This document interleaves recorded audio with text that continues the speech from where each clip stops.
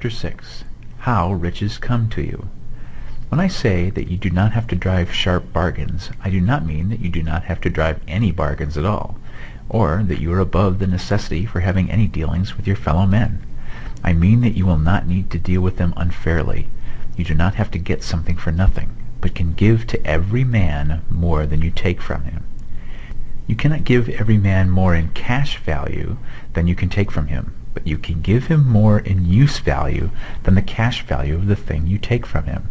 The paper, ink, and other material in this book may not be worth the money you pay for it, but if the ideas suggested by it bring you thousands of dollars, you have not been wronged by those who sold it to you. They have given you a great use value for a small cash value. Let us suppose that I own a picture by one of the great artists, which, in any civilized community, is worth thousands of dollars. I take it to Baffin Bay, and by salesmanship induce an Eskimo to give a bunch of furs worth $500 for it. I have really wronged him, for he has no use for the picture. It has no use value to him. It will not add to his life. But suppose I give him a gun worth $50 for his furs. Then he has made a good bargain. He has use for the gun. It will get him many more furs and much food. It will add to his life in every way. It will make him rich. When you rise from the competitive to the creative plane, you can scan your business transactions very strictly. And if you are selling any man anything which does not add more to his life than the thing he gave you in exchange, you can afford to stop it. You do not have to beat anybody in business. And if you are in a business which does beat people, get out of it at once. Give every man more in use value than you take from him in cash value. Then you are adding to the life of the world by every business transaction. If you have people working for you, you must take from them more in cash value than you pay them in wages.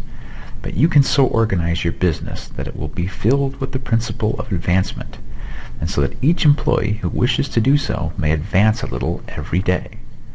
You can make your business do for your employees what this book is doing for you. You can so conduct your business that it will be a sort of ladder by which every employee who will take the trouble may climb to riches himself, and, given the opportunity, if you will not do so, it is not your fault. And, finally, because you are to cause the creation of your riches from formless substance which permeates all your environment, it does not follow that they are to take shape from the atmosphere and come into being before your very eyes. If you want a sewing machine, for instance, I do not mean to tell you that you are to impress the thought of a sewing machine on thinking substance until the machine is formed without hands in the room where you sit or elsewhere. But if you want a sewing machine, hold the mental image of it with the most positive certainty that it is being made or is on its way to you. After once forming the thought, have the most absolute and unquestioning faith that the sewing machine is coming. Never think of it or speak of it in any other way than as being sure to arrive. Claim it as already yours. It will be brought to you by the power of the Supreme Intelligence, acting upon the minds of men. If you live in Maine, it may be that a man will be brought from Texas or Japan to engage in some transaction which will result in your getting what you want. If so, the whole matter will be as much to that man's advantage as it is to yours.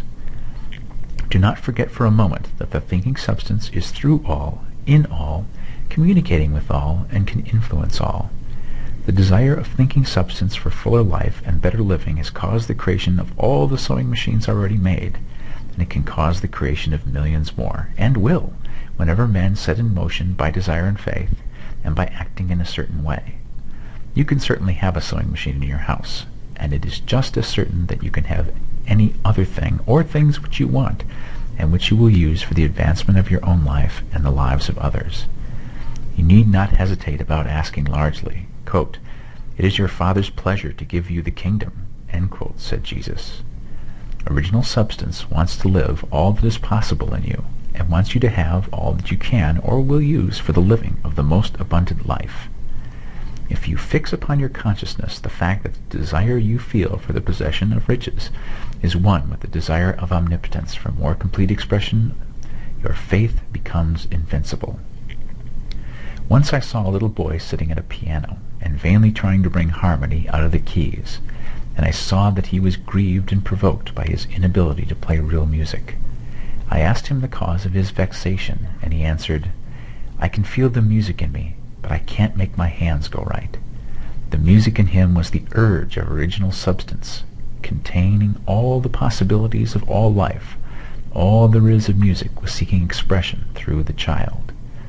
God, the one substance, is trying to live and do and enjoy things through humanity. He is saying, I want hands to build wonderful structures, to play divine harmonies, to paint glorious pictures.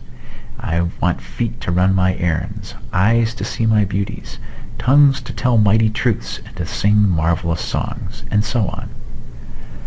All that there is of possibility is seeking expression through men. God wants those who can play music to have pianos and every other instrument, and to have the means to cultivate their talents to the fullest extent.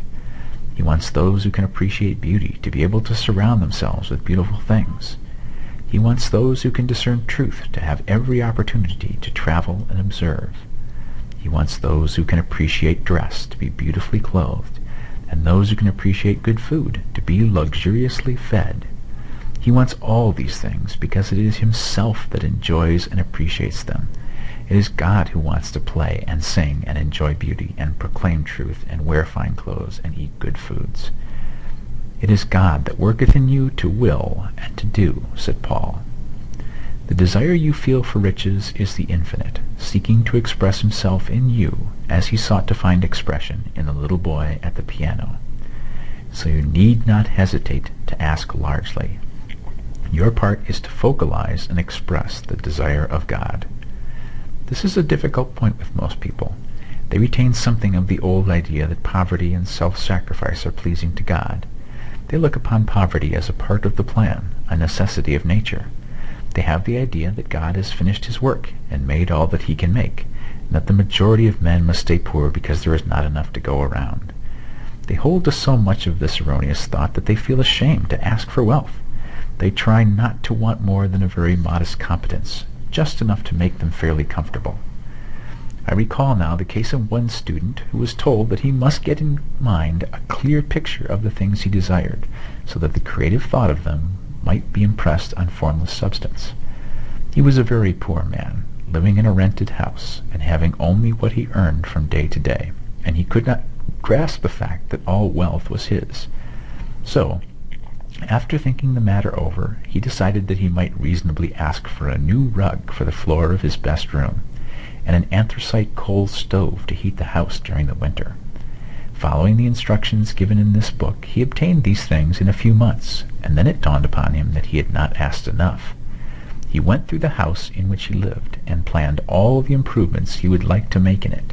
He mentally added a bay window here and a room there, until it was complete in his mind as his ideal home. Then he planned its furnishings. Holding the whole picture in his mind, he began living in a certain way, and moving toward what he wanted. And he owns the house now, and is rebuilding it after the form of his mental image. And now, with still larger faith, he is going on to yet greater things. It has been unto him according to his faith, and it is so with you and with all of us.